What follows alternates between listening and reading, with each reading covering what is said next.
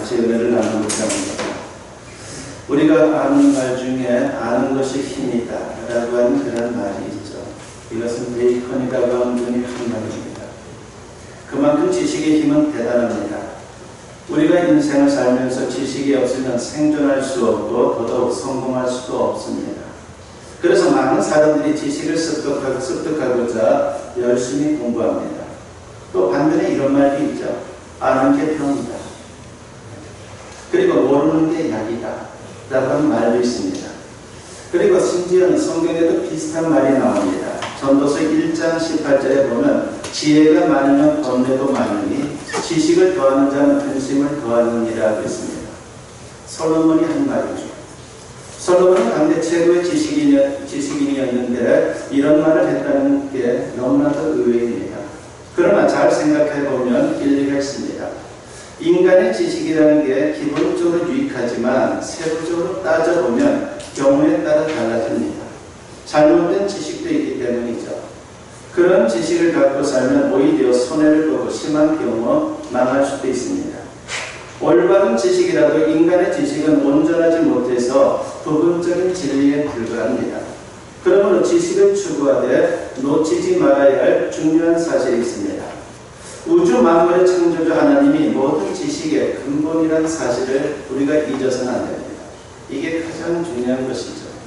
잠언 1장 7절에서 솔로몬이 증거합니다. 여호와를 경외하는 것이 지식의 근본이거늘 미련한 자는 지혜와 훈계를 멸시하느니라고 있습니다. 그러니까 하나님을 경외하는 신앙을 빼놓고 참 지식을 논할 수 없다는 것입니다. 그런데 안타깝게도 많은 사람들이 세상 지식은 그렇게 열심히 추구하면서도 하나님을 경외하는 신앙에는 무관심합니다. 이게 바로 인생의 비극인 것이죠. 신앙적 지식, 이게 우리 인생에서 가장 중요합니다. 부디 이 시간 말씀을 통해서 하나님을 아는 신앙적 지식의 중요성을 재확인할 수 있는 우리 모두가 되었으면 합니다. 그래서 그 지식으로 하나님과 동행하며 승리하는 우리 모든 성도님들이 되었으면 합니다.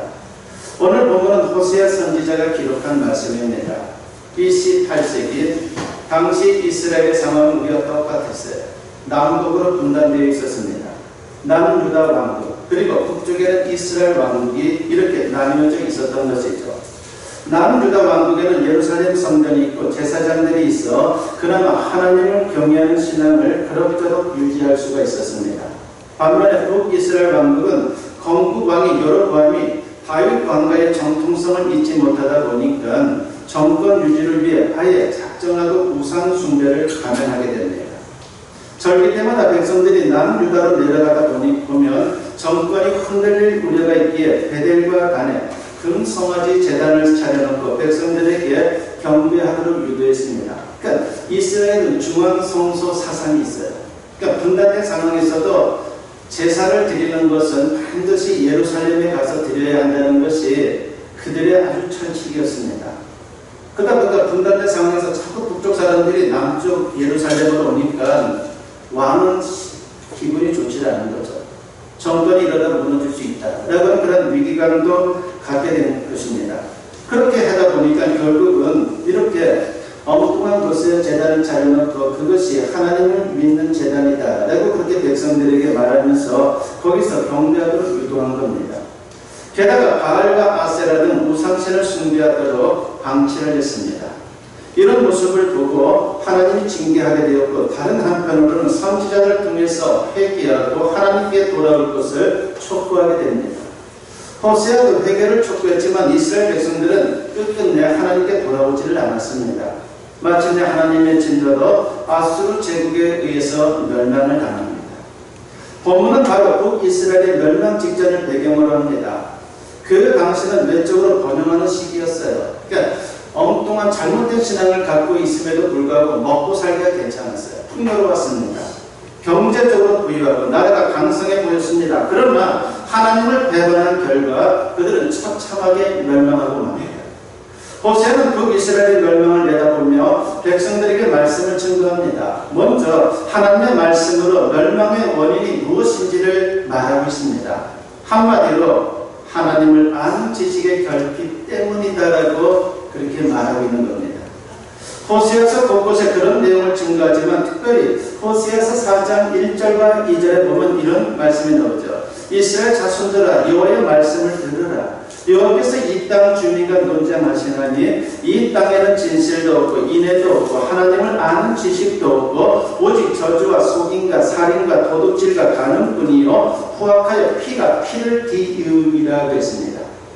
여호와가 백성들과 논쟁한다는 것은 마치 검사가 농구하는 것과 같이 백성들의 죄악을 조목조목 지적한다는 뜻입니다.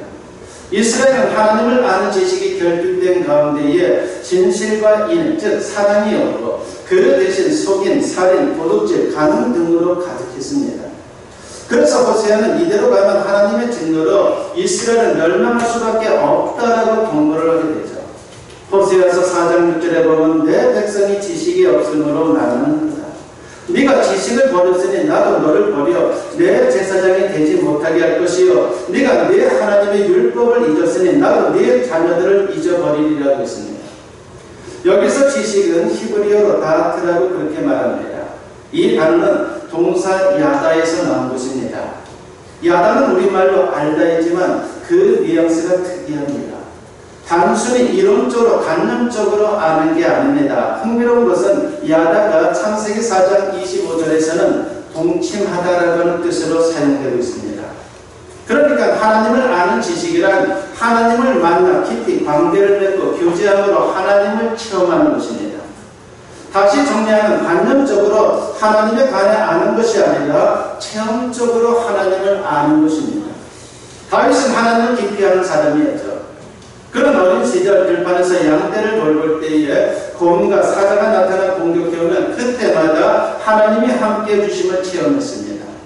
그 후에도 평생 하나님이 함께해 주심을 체험했습니다. 그가 사울 왕에게 쫓겨다니다가 블레셋 왕과 마주친 위기 일발의 상황에서 구원을 받은 후에 이렇게 노래를 하죠.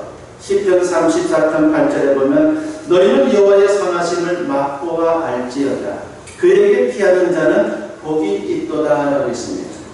그는 이론이 아니라 실전에서 하나님이 살아 역사하신다는 것을 체험했습니다. 그래서 성도들에게 하나님을 만나고 체험하라고 그렇게 권면하고 있는 겁니다.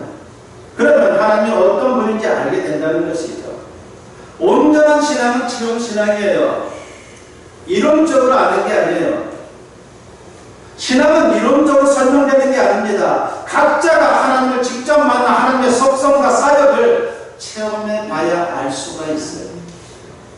그래서 히브리어 야다가 중요한 겁니다. 이 단어는 신약 성경에서는 헬라어 기노스코로 나타나고 있습니다. 야다와 비슷한 뜻과 뉘앙스를 갖는 단어이죠.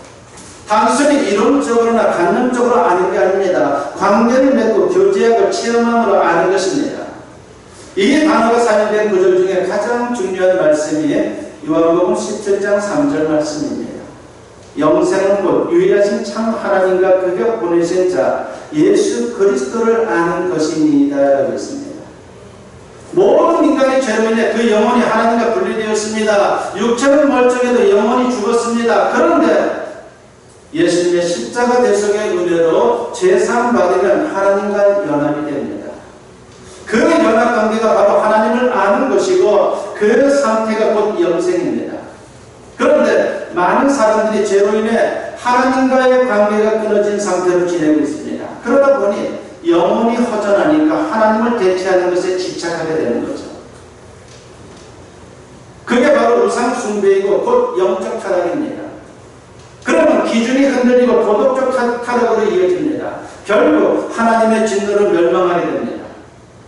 가지가 포도나무에 붙어있으면 살아있다라고 말할 수가 있죠. 반대로 가지가 포도나무에서 떨어져 나가면 이미 죽은 겁니다. 설사 잎이 달려있고 꽃이 피어있어도 그건 죽은 겁니다. 머지않아 마르고 썩고 부패할 것입니다. 마지막에는 아궁이로 던져집니다. 그러니까 가지의 운명은 포도나무에 붙어 있느냐 아니면 떨어져 있느냐에 따라 결정되는 것처럼 우리 인간도 마찬가지입니다. 하나님께 연합되면 영생, 분리되면 사망이에요. 그러니까 이스라엘의 멸망 원인은 다른 데 있는 것이 아닙니다. 하나님에게서 분리되고 멀어진 데 있었습니다. 당연히 하나님을 아는 지식이 결핍될 수밖에 없는 것이죠. 이런 모습은 비단 그 시대에만 해당되지를 않습니다. 어느 시대든 하나님을 아는 지식이 없으면요 결국 멸망합니다. 암시다라 불리는 사사 시대도 그랬습니다. 사사기 2장 10절을 보면 그 시대의 멸망 원인을 알 수가 있어요. 그 세대의 사람도 다 그 조상들에게로 돌아갔고 그 후에 일어난 다른 세대는 여호와를 알지 못하며 여호와께서 이스라엘을 위하여 행하신 일도 알지 못하였다라고 했습니다. 여호수아 세대는 광야 생활과 가나안 정복을 거치면서 살아계신 하나님을 체험했습니다. 반면에 다음 세대는 가나안 정착이 아니란 가운데에 하나님을 체험하지 못했습니다. 그래서 하나님을 멀리하면서 영적 타락, 도덕적 타락을 거쳐 결국 멸망의 길로 나가고 만 것입니다. 이런 원리는 구약시대나 신약시대나 오늘이나 모든 시대에 다 똑같습니다. 하나님을 아는 지식이 결핍되면 필연적으로 멸망의 길로 나아갈 수밖에 없는 겁니다. 그러므로 모든 문제의 해답도 한 가지입니다. 바로 하나님께 돌아가서 하나님을 힘써 알아야 하는 것입니다. 호세아는 이스라엘이 멸망의 길을 향하고 있지만 회복의 길이 있다라고 증거를 하고 있어요. 회개하고 여호와께 돌아가는 것이다 라고 말하고 있는 것이죠. 그리고 한 걸음 더 나아가 여호와를 깊이 알아가는 것이 바로 너희가 살 수 있는 길이다라고 가르칩니다. 호세아서 6장 1절과 2절에 보면 오라 우리가 여호와께로 돌아가자. 여호와께서 우리를 찢으셨으나 도로 낫게 하실 것이요 우리를 치셨으나 싸매어 주실 것입니다. 여호와께서 이틀 후에 우리를 살리시며 셋째 날에 우리를 일으키시리니 우리가 그의 앞에서 살리라고 했습니다. 여호와께로 돌아가는 것은 다른 게 아니에요. 회개하는 겁니다. 그러면 중증 환자 같은 이스라엘을 치료하고 회복시켜 주실 것이다라고 그렇게 말하고 있습니다. 이틀 후에 그리고 제3일에 살려주신다는 것은요 회개하면 머지않아 회복시켜 주겠다는 뜻입니다. 호세아는 회개하고 돌아올 뿐만이 아니라 더 적극적으로 힘써 하나님을 알자고 말합니다. 그러면 하나님이 단순한 회복을 넘어 그 이상의 은혜와 축복을 내리실 것을 증거하고 있습니다. 본문 6장 3절 말씀에 보면 그러므로 우리가 여호와를 알자. 힘써 여호와를 알자. 그의 나타나시는 새벽빛같이 어김없나니 비와 같이 땅을 적시는 늦은 비와 같이 우리에게 임하시리라 하니라고 했습니다. 여기서 힘써 알자라고 하는 말은요 열심히 분발해서 하나님을 만나고 체험해야 된다는 겁니다. 그러면 하나님이 새벽빛같이 축복하십니다. 새벽빛은 동력에 떠오르는 해를 가리키는 겁니다. 1년 365일 하루도 거리지 않고 어김없이 떠오르죠. 이처럼 하나님이 신실한 사랑을 베푸십니다. 여기서 비는 이른 비인데 파종기에 내리는 비입니다. 그리고 늦은 비는 추수기에 내리는 비입니다. 그러니까 열매를 잘 맺도록 때에 맞춰 충분한 비를 내려주신다는 것이죠. 이 말씀은 무슨 일을 하든 때를 따라 형통할 수 있도록 축복하신다는 뜻입니다. 호세아가 이 말씀을 그토록 간곡히 호소하며 증거했지만 그 어떻게 됩니까? 안타깝게도 이스라엘 백성들은 회개하지 않았어요. 잘 살았기 때문에 풍요로웠습니다. 하나님이 우리에게 뭐 필요해요? 이렇게 잘 살고 있는데. 그렇게 생각하면서 그들은 자신들의 잘못을 회개하지 않았습니다. 힘써 여호와를 알려고 하지도 않았습니다. 결국 하나님의 진노로 아수르에게 멸망을 당하고 맙니다. 그렇다면 우리는 어떻게 해야 합니까? 구약 이스라엘의 기운의 역사를 반면교사 삼아야 하는 것이죠. 우리가 혹시 하나님을 멀리하고 있다면 속히 회개하고 하나님께 돌아가야 합니다. 그리고 힘써 하나님을 알아야 합니다. 우리가 하나님을 가까이 하고 있다면 감사한 일이죠. 그러면 더욱 힘써 하나님을 알려고 해야 합니다. 그러면 하나님께서 반드시 함께해 주시고 은혜와 축복을 내려주십니다. 그런데 하나님을 아는 게 쉽지가 않습니다. 어떻게 해야 하나님을 알 수 있나? 그런 생각이 들죠. 그것은 우리의 노력으로 불가능합니다. 오직 성령의 도우심으로만 가능한 거예요. 성령은 여러분을 도와주려고 기다리고 있어요. 여러분들이 하나님을 알고자 하는 성령께서 여러분들을 도와주사 하나님을 알도록 역사하게 되는 것입니다. 인간의 지식이 많다고 해서 하나님을 알 수 있는 게 아니죠. 세상에서 아무리 박사를 해도 자기 분야에서 남들보다 많은 지식을 갖고 있을 뿐이지 영적인 진리까지 알 수는 없어요. 그래서 사도 바울은 고린도전서 2장 13절에서 이렇게 말씀합니다. 우리가 이것을 말하거니와 사람의 지혜가 가르친 말로 아니하고 오직 성령께서 가르치신 것으로 하니 영적인 일은 영적인 것으로 분별하느니라고 했어요. 신앙은 영적인 것으로 되는 거예요. 성령이 도와주셔야 되는 겁니다. 영적인 진리는 오직 성령의 가르침으로 가능하다고 사도 바울은 강조하고 있습니다. 그리고 예수님이 하나님의 아들 구주이심도 성령의 감동으로만 알 수 있는 거예요. 고린도전서 12장 3절에 보면 또 성령으로 아니하고는 누구든지 예수를 주시라 할 수 없느니라고 했습니다. 그렇다면 어떻게 해야 합니까? 성령이 도와주시니까 가만히 있으면 됩니까? 절대로 그렇지 않아요. 우리의 노력만으로는 하나님을 알 수 없지만 우리가 할 수 있는 일을 하다 보면 성령이 거기에 역사해 주는 거예요. 그럼 구체적으로 우리가 할 일은 무엇입니까? 제일 먼저 말씀 묵상을 통해 하나님을 알 수 있는 거예요. 성경은 인간 기록자가 단독으로 쓴 게 아니죠. 성령의 영감이 있었기에 그 사람을 통해서 성경이 기록된 겁니다. 그래서 성경의 원 저자는 사람이 아니라 성령입니다. 그러므로 성경을 읽고 묵상할 때 성령이 도와주십니다. 하나님을 만나게 해주시고 하나님의 역사를 체험할 수 있도록 도와주십니다. 이런 원리를 알았던 시편 기자는 이렇게 노래를 합니다. 시편 130편 5절에 보면 나 곧 내 영혼은 여호와를 기다리며 나는 주의 말씀을 바라는도다 라고 했습니다. 말씀을 배울 때 하나님이 만나주십니다. 그런데 말씀을 묵상하는 데서 그치면 안 됩니다. 하나님을 만나 그분의 뜻을 깨닫게 되었다면 우리가 할 일은 순종하는 거예요. 이것이 우리가 할 수 있는 두 번째 노력입니다. 말씀에 순종할 때 살아계신 하나님의 역사를 체험할 수 있는 거예요. 순종하지 않으면 절대로 하나님을 알 수도 없고 체험할 수도 없습니다. 누가복음 5장을 보게 되면요, 거기에 시몬 베드로가 등장하죠. 시몬 베드로가 갈릴리 호수에서 밤새 고기를 잡다가 허탕을 치는 장면이 나옵니다. 그물을 정리하고 집으로 가져갈 때 예수님이 그곳에 나타납니다. 배를 빌려달라고 하시더니 앉아서 우리에게 설교를 합니다. 한참 지나 설교가 끝나서 집으로 가려고 하는데 예수님이 베드로에게 깊은 데로 가서 그물을 내리라고 말씀을 합니다. 인간적으로 보면 베드로가 전문가이죠. 평생을 업으로 살았던 사람이에요. 예수님은 우리가 알고 있듯이 목수예요. 전혀 분야가 다릅니다. 그리고 무엇보다도 그 시간대에는 고기가 없어요. 하지만 베드로가 어떻게 합니까? 순종합니다.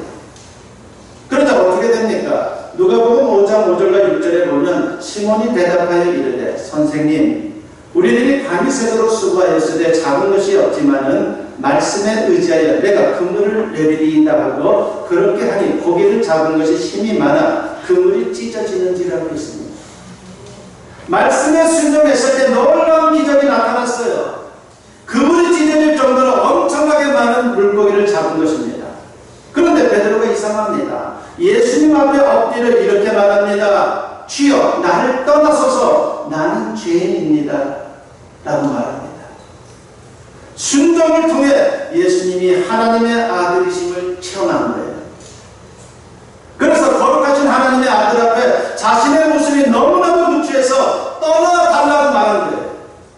순종하지 않았다면 이러한 일은 나타나지 않는 것입니다.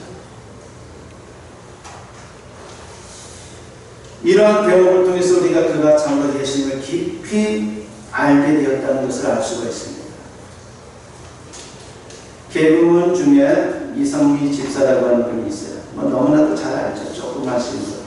참으로 또 많은 사람들을 웃긴 분이죠. 이분이 항상 좋은 시절만 있었던 게 아니죠. 그분에게 말 못할 아픔들이 굉장히 많았습니다. 너무 힘들었습니다. 힘들던 시절, 신앙도 없었지만 절박한 나머지 교회 가고 싶었어요. 누가 전도한 것도 아니에요. 교회 가고 싶었어요. 그런데 워낙 유명한 사람이다 보니까 사람들 시선이 부담스러웠습니다. 그렇지 않겠어요? 그래서 사람들이 잘 다니지 않고 어두운 새벽 기도 시간에 무작정 교회로 달려갔습니다.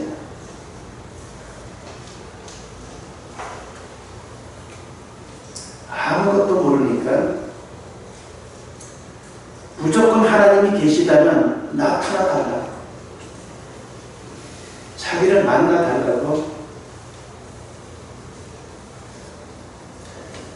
때를 썼습니다. 만나서 나를 위로해달라는 거죠. 다른 게 아니에요. 그러던 중 11째 입에서 이상한 말이 터져나왔습니다. 우리가 잘 아는 방언이 터진 거예요. 하나님이 살아계심을 비로소 알게 됐습니다. 하지만 하나님을 제대로 알 수는 없었습니다. 그래서 그때부터 성경 공부를 열심히 시작했고 말씀을 통해 하나님을 만나고 점점 깊이 하나님을 알 수 있었습니다. 그런데 하나님의 뜻을 깨닫게 되니까 갈등이 생겼어요. 하나님 말씀대로 순종하면 손해를 볼 것 같은 생각이 든 거예요. 이것만 그런 게 아니죠. 신앙의 과정 속에 모든 신앙인들이 겪는 그런 일들 아닙니까? 그리고 말씀에 순종하면 잘못될 것 같은 생각도 들었어요. 특히 주일을 지키는 게 문제였습니다. 연예인의 특성상 주일의 스케줄이 너무나 많았지만 결국은 말씀에 순종하기로 결단하고 주일날의 모든 스케줄을 다 포기했습니다. 처음에는 PD들이 불평했지만 나중에는 주일에는 아예 제쳐두고 다른 날로 스케줄을 잡아주었습니다. 전혀 문제가 되지 않았고 오히려 더 풍성한 축복을 체험하게 됩니다. 이런 과정을 통해 하나님을 만나고 체험하니까 너무나도 기뻤습니다. 나중에는 전도하지 않고는 견딜 수가 없었습니다. 그래서 말씀에 순종하는 가운데 진정 주님을 체험하고 신앙 안에서 위로받고 새 힘을 얻고 소망 가운데 살아가는 그런 사람이 된 것이죠. 그렇습니다. 우리의 상황을 보면 말씀 순종이 힘들지만 하나님의 뜻이기에 무조건 순종하면 하나님이 만나주시고 체험도 주십니다. 이런 과정을 통해 더 깊이 하나님을 알아가는 거예요. 그리고 기도하고 응답받는 과정을 통해 우리는 하나님을 알 수가 있습니다. 기도 잘하는 법이 뭡니까? 어떤 분은 저한테 물어 어떻게 기도 잘할 수 있냐? 하나님이 미사 요구를 다 동원해서 그렇게 아름다운 기도를 하는 걸 기뻐하는 건 아니죠. 기도는 무조건 하는 거예요. 서툴러도. 기도는 실전이기에 기도하다 보면 기도가 늘고 하나님을 만나고 놀라운 응답을 체험할 수가 있습니다. 다윗은 위기 상황에서 간절히 기도한 결과 하나님이 극적으로 도와주심을 체험하고 이렇게 노래를 합니다. 시편 34편 4절에 보니까 내가 여호와께 간구하며 내게 응답하시고 내 모든 두려움에서 나를 건지셨더라 라고 했습니다. 기도를 통해서 하나님을 알게 되었고 체험하게 된 겁니다. 그래서 우리에게 기도가 필요한 거예요. 때로는 고난을 통해서 하나님을 알 수가 있죠. 고난의 때에는 사람이 절박합니다. 성도는 물론이고 불신자들조차도 하나님을 찾는 그런 일들이 나타납니다. 길을 가다가 돌에 걸려 넘어지면 불신자도 아이고 하나님 이렇게 말하는 분들도 있어요. 하나님을 찾는 영적 본능이 있는 것이죠. 일본의 소설가로 1994년 노벨 문학상을 수상한 오에 겐자쿠로라고 하는 분이 있습니다. 이분은 많은 사람들 앞에서 이런 고백을 한 적이 있었어요. 나는 일찍이 문학평론가로 명성을 떨쳤습니다. 그런데 나의 삶에 커다란 전환점이 찾아왔습니다. 그것은 우리 부부에게 히로키라는 정신지체아가 태어난 것입니다. 우리에게 왜 이런 일이 일어났는지 도저히 이해할 수 없었고 현실을 거부하고 싶었습니다. 그러나 오늘 이 자리에서 여러분께 밝히고 싶은 것은 이 아이가 나의 문학에 새로운 빛을 던져주었다는 사실입니다. 자기 아이를 통해 생명의 신비로움을 깨닫게 되었고 생명의 근원이신 하나님을 만나게 되었습니다. 따라서 나의 소중한 아들 히로키는 오늘의 나를 있게 한 나의 문학의 스승입니다. 라고 간증했습니다.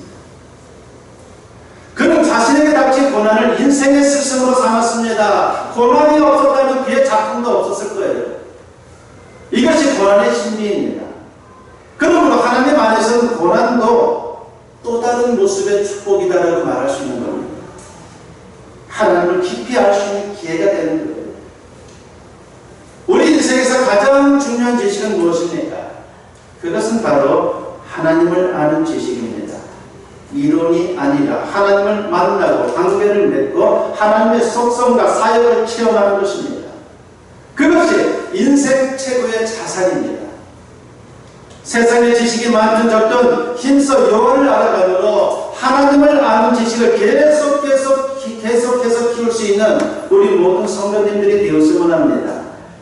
아무쪼록 그 신앙적 지식을 인생의 자산으로 삼아 평생 하나님의 승리를 체험할 수 있는 저와 여러분 모두 될 수 있기를 주님의 이름으로 간절히 축원합니다.